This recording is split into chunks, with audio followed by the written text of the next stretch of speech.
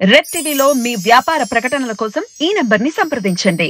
Sir, BRS MLC కవిత గారి ఇంట్లో ED సోదాలు నిర్వహించింది సార్. మరి ఈ సోదాలు నిర్వహించడం వెనుక ప్రధాన ఉద్దేశం ఏంటి సార్? ప్రధాన ఉద్దేశం ఏముంటుంది, ఆ ముద్దాయి కాబట్టి ఆమె ఇంట్లో సోదాలు అనేవి నిర్వహిస్తున్నారు. ఓకే. యాక్చువల్గా ఫస్ట్ ఏంటంటే ఎమ్మెల్సీ కవిత ఇంట్లో ఐటీ దాడులని పుకార్లు వచ్చాయి. అయితే దాని తర్వాత అర్థమైంది ఏమంటే ఢిల్లీ నుంచి ఈడీ రంగంలోకి దిగిందని, ఈడీ దాదాపు 10 మంది దాకా వచ్చారని, కొంతమంది ఐటీ అధికారుల సహాయం తీసుకున్నారని వాళ్ళతో కలిసి ఈడీ దాడులు చేస్తుంది. అంటే ఇది బేసిక్గా ఈడీ దాడులు. అంటే మనకి దీని నేపథ్యం తెలియాలంటే ఢిల్లీ లిక్కర్ స్కామ్లో భాగంగా ఈమె ఇంటి మీద దాడులు చేశారు. యాక్చువల్గా ఏంటంటే ఈ ఢిల్లీ లిక్కర్ స్కామ్ అనేది గత కొన్ని నెలల నుంచి అనేక మలుపులు తిరుగుతుంది. దీంట్లో ప్రధానంగా ఢిల్లీ లిక్కర్ స్కామ్ మనం చాలాసార్లు చెప్పుకున్నాం, బట్ బ్రీఫ్గా నేను చెప్తాను. ఢిల్లీ లిక్కర్ స్కామ్ ఏంటంటే 2021-22కు ఢిల్లీలో ఎక్సైజ్ పాలసీ కొత్తది ప్రవేశపెట్టారు. అప్పటి వరకు ప్రభుత్వమే, ఇప్పుడు ఆంధ్రప్రదేశ్లో ఎలాగైతే ప్రభుత్వ ఆధ్వర్యంలో రీటైల్ అవుట్లెట్స్ నడుస్తున్నాయో అట్లా ఢిల్లీలో కూడా రీటైల్ అవుట్లెట్స్ కోసం సపరేట్గా పెట్టి అది ప్రైవేటైజ్ చేశారు. దాదాపు 849 రీటైల్ అవుట్లెట్స్ని పెట్టడం, అది మార్నింగ్ అర్లీ అవర్స్ 3 గంటల వరకు నడపడం, ఇట్లాంటి కొన్ని పాలసీ చేంజ్ చేశారనమాట బేసిక్గా. సో దీనివల్ల 9,500 కోట్ల అదనపు ఆదాయం వస్తుందని కూడా అంచనా వేశారు. సో ఇది బేసిక్గా ఢిల్లీ ఎక్సైజ్ పాలసీ.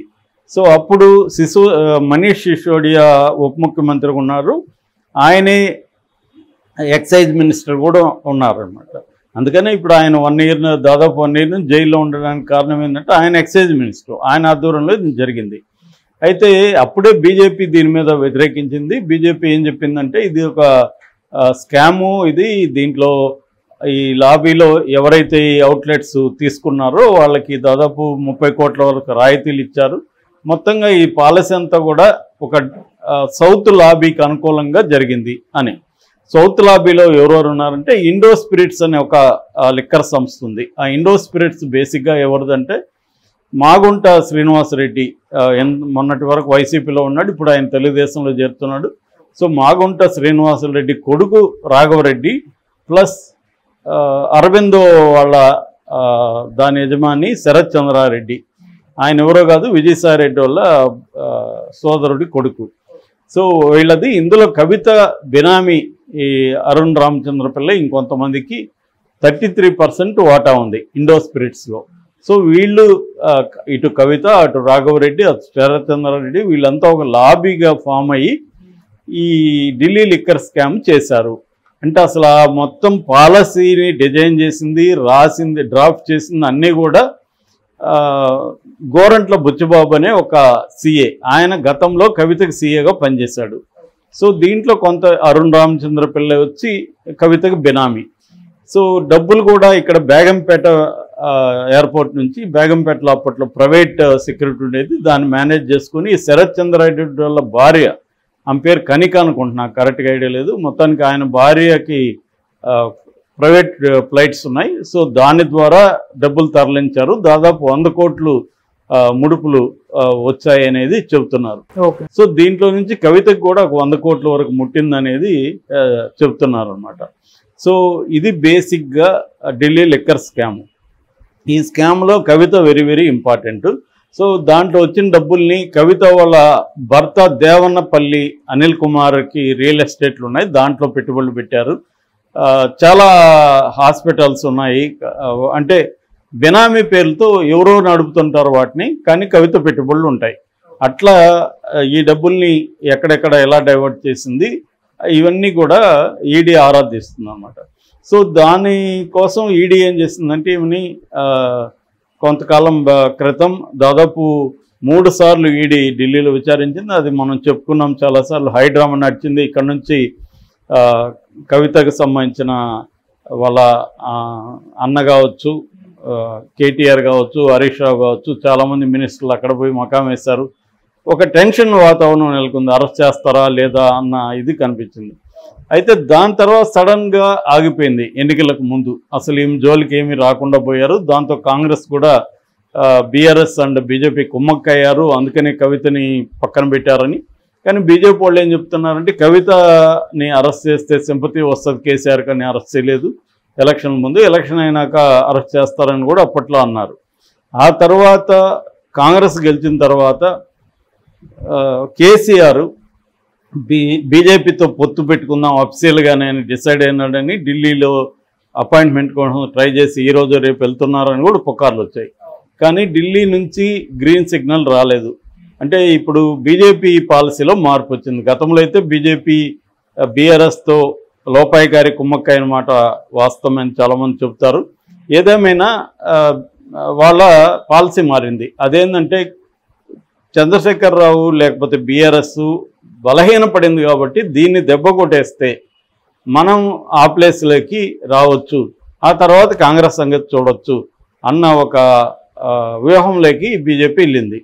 సో దాంతో ఏమయ్యారంటే రేవంత్ రెడ్డికి కూడా బీఆర్ఎస్ లేదా కేసీఆర్ కుటుంబం పరమ బద్ధ శత్రువులు కాబట్టి రేవంత్ రెడ్డి ద్వారా రేవంత్ రెడ్డి భుజం మీద తుపాకు పెట్టి బీఆర్ఎస్ని నిర్వీర్యం చేసేలా కేసీఆర్ కుటుంబాన్ని జైలు పంపించాలా అన్న ప్లాను బీజేపీ నాయకత్వానికి కూడా ఉంది. అందుకనే రేవంత్ రెడ్డిని వాళ్ళు ప్రోత్సహిస్తున్నారు. రేవంత్ రెడ్డి కూడా అందుకనే అగ్రెసివ్గా 1 by 1 కేసుల్ని విపరీతంగా లోడ్ తీసుకుంటూ వస్తున్నాడు. సో ఖచ్చితంగా ఈ ఎన్నికల తర్వాత కేసీఆర్ని అరెస్ట్ చేసే అవకాశం ఉంది. రెండో వైపు ఏంటంటే ఈడీ ఈమెకు అనేక సార్లు ఇస్తే ఈమె సుప్రీంకోర్టుకి వెళ్ళింది. నన్ను మహిళని కూడా చూడకుండా వాళ్ళు అర్ధరాత్రి వరకు అక్కడ పెట్టుకున్నారు, నైట్ వరకు, అర్ధరాత్రి కాదు నైట్ వరకు పెట్టుకున్నారు. మామూలుగా ఈవినింగ్ 4 లోపల పంపించాలి కానీ పెట్టుకున్నారు. ఇది కరెక్ట్ కాదు అని ఆమె కోర్టుకు వెళ్తే కోర్టు ఈమెకు మీరు అరెస్ట్ చేయకండి అని చెప్పింది. ఈరోజు విచారణ ఉంది. యాక్చువల్గా ఈరోజు పంకజ్ మిట్టల్ అండ్ బేలా త్రివేది బెంచ్ ఇప్పుడు కాసేపట్లో విచారణ చెప్తుంది లేదా పోస్ట్పోన్ చేస్తుంది, తెలియదు. దాంతో ఏమైందంటే ఈడీ సుప్రీంకోర్టులో కేసు ఉంది కాబట్టి ఈడీ సైలెంట్ అయిపోయింది. అయితే సిబిఐ రంగంలోకి దిగింది. ఎందుకంటే ఈ ఢిల్లీ లిక్కర్ దీంట్లో సిబిఐ అండ్ ఈడీ రెండు కూడా ఉన్నాయి. ఢిల్లీ ఏంటంటే కేంద్రపాలిత ప్రాంతమైన రాష్ట్రం కాబట్టి అక్కడ లెఫ్టినెంట్ గవర్నర్ ఉంటారు. లెఫ్టినెంట్ గవర్నర్ ఎవరు అపాయింట్ చేస్తారు? సెంట్రల్ గవర్నమెంట్ చేస్తుంది. సో సెంట్రల్ ఈ లెఫ్టినెంట్ గవర్నరే సిబిఐకి రిక్వెస్ట్ చేశాడు. సో సిబిఐ రంగంలోకి దిగింది. దాంట్లో మనీ లాండరింగ్ జరిగిందన్నప్పుడు పిఎంఎల్ఏ కింద prevention of money laundering act కింద ఈడీ కూడా రంగంలోకి దిగుతుంది. కవల పిల్లల్లాగా వీళ్ళు సిబిఐ ఈడీ ఒకటి దిగితే ఇంకొకటి దిగుతూ ఉంటారు. ముందుగా సిబిఐ దిగుతుంది, మళ్ళీ ఈడీ దిగుతూ ఉంటుంది. అలాగా దీంట్లో ఈడీ దిగింది. సో సిబిఐ ఏం చేసిందంటే సుప్రీంకోర్టులో ఈ కేసు ఉంది కాబట్టి ఈడీ ఆగిపోయింది. అప్పుడు సిబిఐ రంగంలోకి దిగి ఈమెకి 41A నోటీసులు సిఆర్పిసి కింద నోటీసులు ఇచ్చి విచారణకు రమ్మన్నారు ఢిల్లీకి. ఈమె ఢిల్లీకి వెళ్లకుండా ఈమె ఒక రిప్లై పెట్టింది. అదేంటంటే నేను ఇప్పుడు బిజీగా ఉన్నాను, ఎన్నికల్లో బిజీగా ఉన్నాను కాబట్టి ఈ 3 నెలలు కూడా నేను రాలేను, మీకు అత్యంత అవసరమైతే వీడియో కాన్ఫరెన్స్ ద్వారా నేను మాట్లాడతాను అని ఆమె చెప్పింది. ఒక రకంగా ఇదేంటంటే కేజ్రీవాల్ కూడా అదే మెథడ్ ఎంచుకుంటున్నాడు. ఆయన కూడా విచారణకు రాలా, ఆయన కూడా పదే వెళ్తున్నాయి. ఆల్రెడీ మన డిప్యూటీ సీఎం మనీష్ సిసోడియా జైల్లో ఉన్నాడు. కేజ్రీవాల్కి కూడా నోటీసులు ఇస్తున్నారు కానీ ఆయన వెళ్ళలేదు. దాంతో అది కూడా కోర్టులో ఉంది. కోర్టు విచారణకు కూడా పిలిచింది ఆయన్ని. సో ఈ కాంటెక్స్లో ఈమె కూడా కేజ్రీవాల్ని అనుసరిస్తున్నట్టుగా ఉంది. సో ఈమె కూడా నేను రాలేను, నేను ఇప్పుడే కాదు మళ్ళీ కూడా రాలేను, ఎలక్షన్లు అయ్యే వరకు రాలేను అంటే ఇప్పుడు ఒక క్రైమ్లో నిందితురాలుగా ఉన్నప్పుడు నేను ఎలక్షన్ వరకు రాలేదని నువ్వు నేను చెప్తే ఒప్పుకుంటారా? కానీ ఆమెకు ఒప్పుకుంటున్నారంటే అర్థమేమి? పలుకుబడి ఉందని. కానీ ఆ పలుకుబడి అన్నిసార్లు పనిచేయదు. మొన్నటి వరకు కేసీఆర్ ఇక్కడ తిరుగులేని ఒక నియంతలాగా ఉండగలిగాడు. కట్ చేస్తే పవర్ పోయేసరికి ఏ వ్యక్తి అయినా పవర్ ఉన్నంతవరకే వాళ్ళు నియంతలను ఇంకొకటి. పవర్ పోగానే పరిస్థితి ఏమైంది? ఒకప్పుడు సోనియా గాంధీ అబ్సల్యూట్ పవర్ ఉండేది. ఆమె పోయేసరికి ఆమె ఈడీ కోసం పోయి కూర్చోవలసి వచ్చింది. అట్లాగే ఇప్పుడు కేసీఆర్ పరిస్థితి అదే. సో ఈరోజు అందుకనే ఈడీ ఏం చేసిందంటే నోటీసులు ఇచ్చి విచారణ కాకుండా సోదాల పేరుతో రంగంలో దిగింది. ఇది ఒక ప్యాటర్న్ మనం గమనించవచ్చు. సేమ్ కరెక్ట్గా అరెస్టులు జరిగే ముందు కూడా మనీష్ సిసోడియా కావచ్చు, శరత్ చంద్ర వీళ్ళ దగ్గర కూడా ఇలాంటి సోదాలు చేయిస్తుంది.